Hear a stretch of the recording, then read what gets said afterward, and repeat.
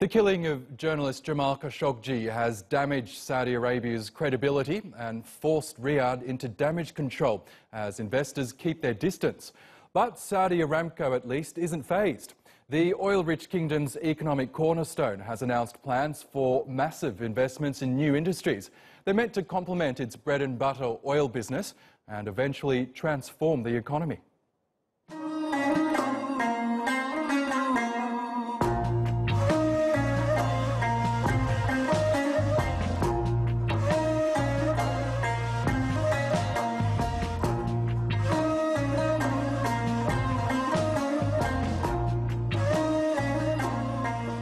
So there is a lot of growth potential for Saudi Aramco as we are trying to balance our upstream and downstream. So a lot of growth potential for Saudi Aramco.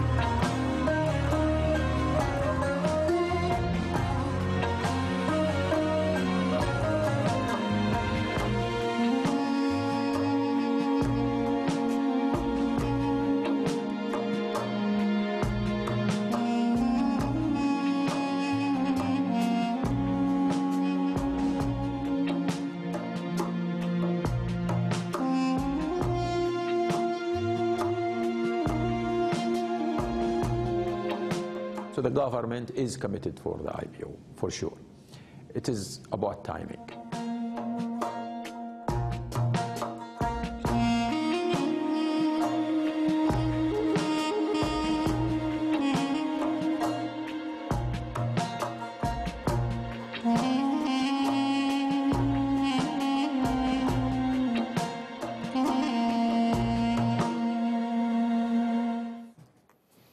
Well, let's get more now with Ellen Wald, who joins me in the studio. She's a senior fellow at the Atlantic Council's Global Energy Centre, as well as the president of her own energy consulting firm, Transversal Consulting. She's also the author of the book Saudi Inc.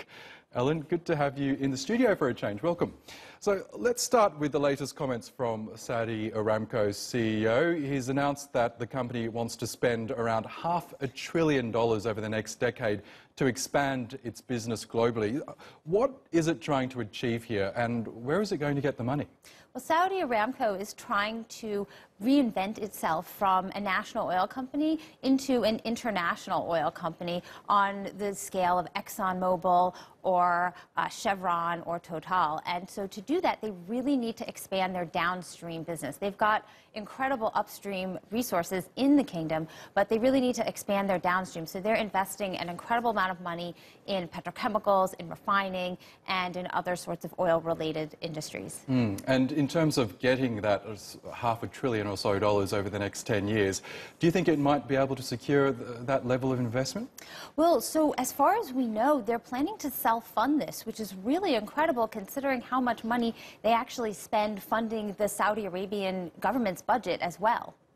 Interesting. So, then there's, of course, the elusive Aramco IPO. It's been on and off the table for many years now. First announced in 2016, it looked like it was getting close last year or a couple of years ago, and now it seems like it's shelved.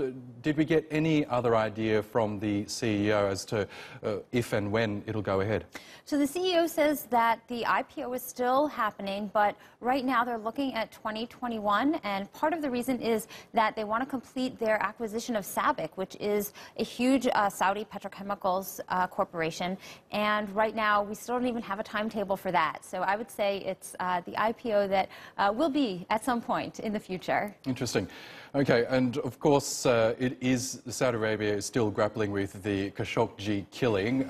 We know it's been a huge PR nightmare at the very least for the kingdom, but the kingdom has managed to secure the seemingly unequivocal support from US President Donald Trump, despite members of his own party, of his Congress, and other world leaders condemning the Saudi Crown Prince.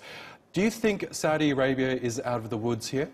You know, I really don't think they're out of the woods, although President Trump did issue his support for Saudi Arabia, the country, as a strategic partner for the United States, which is something that I think we all expected to continue. The real question, though, is what Congress is going to do, because there does seem to be bipartisan support for some sort of movement against perhaps the Crown Prince himself or some forms of the Saudi government. And Donald Trump has indicated that he's willing to look at something that Congress puts forward. So there's definitely still to come on this subject. And despite this controversy, the kingdom appears as though it wants to push ahead with this so-called Vision 2030 that will hopefully, in the kingdom's view, transform the oil-dependent economy.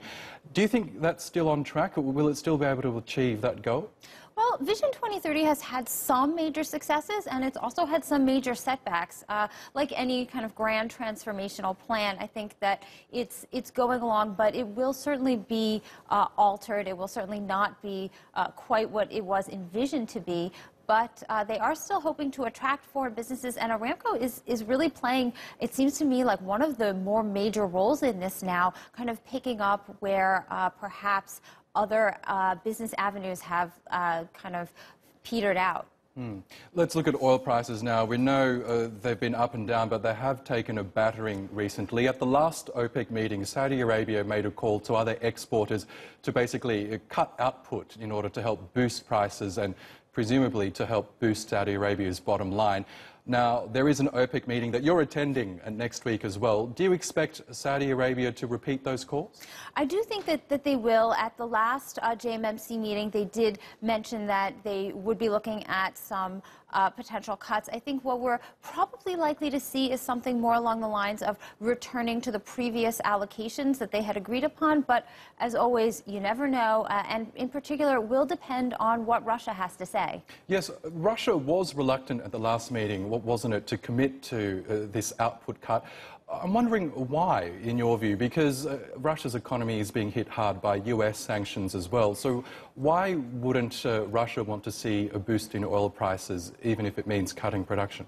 I think it really has to do with the game that Alexander Novak, the Russian oil minister, has to play. He's got to kind of balance, on the one hand, Russian oil companies who want to increase production all the time, and then on the other hand, he's got concerns from Putin about the Russian budget. And so often he comes out very strong in favor of not cutting output, but in the end, he does tend to go along with what the rest of OPEC and Saudi Arabia in particular are looking for. Okay, we'll see how that meeting unfolds next week. Ellen Wald, good to have you in Istanbul. Thank you. Thank you.